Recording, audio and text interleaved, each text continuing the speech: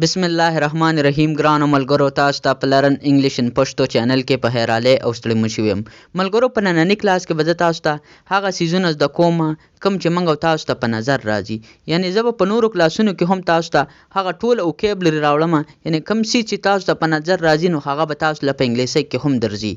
دا کلاس تر پایه پورې وګورئ او که په چینل باندې نوی سنو چینل هم سبسکرایب کړئ راځئ چې خپل نننی کلاس شروع کوو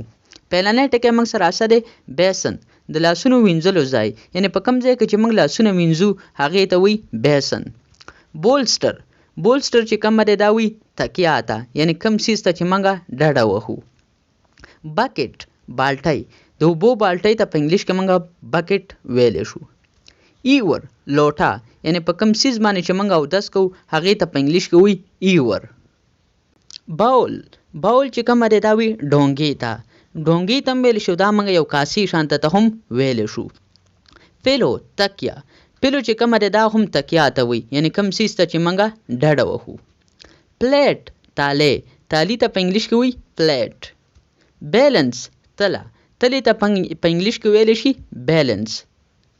چانډلیر چې کومه دی دا وایي فانوس ته سوپکیس صابوندانۍ ته په انګلیش کې وایي سوپکیس میټ دسترخوان ته په انګلیش کې ویلی شي میټ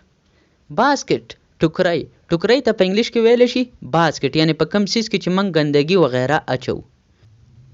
میچ بکس چې کومه دی دا وایي د تیلو دبلي ته یعنی په کوم دبلي کې چې تیلي وغیره یا موږ چې په اور بلو هغې ته په انګلیش کې وایي میچ بکس لیمپ بلب ته په انګلیش کې ویلی شي لیمپ کبرډ چې کومه دی دا وایي المارۍ ته یعنی په کوم څیز کې چې موږ کپړې وغیره کتابونه ږدو واردروب چې کومه دی دا وایي د جامو المارۍ یعنی په کوم څیز کې چې موږ جامې ږدو هغې ته سپیسیفیک یعنی خاص طور هغې ته واردروب وایي بلانکټ کمبل ته په انګلیش کې ویلی شي بلانکټ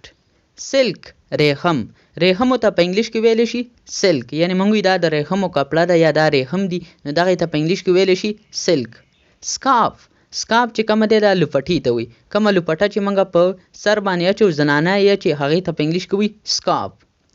ټیپ نلکې ته په انګلیش کې ویلی شي ټیپ کارپټ قالین ته په انګلیش کې ویلی شي کارپټ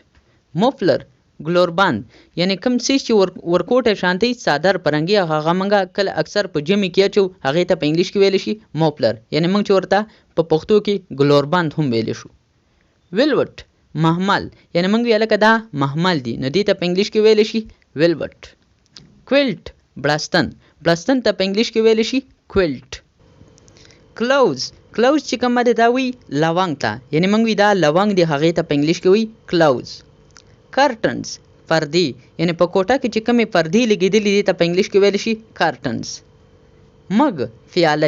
چې کومه دی دا موږ هغې پیالۍ ته وایي کومه چې غټه وي د ګیلاس پرنګې پیالۍ هغې ته په انګلیش کې وایي مګ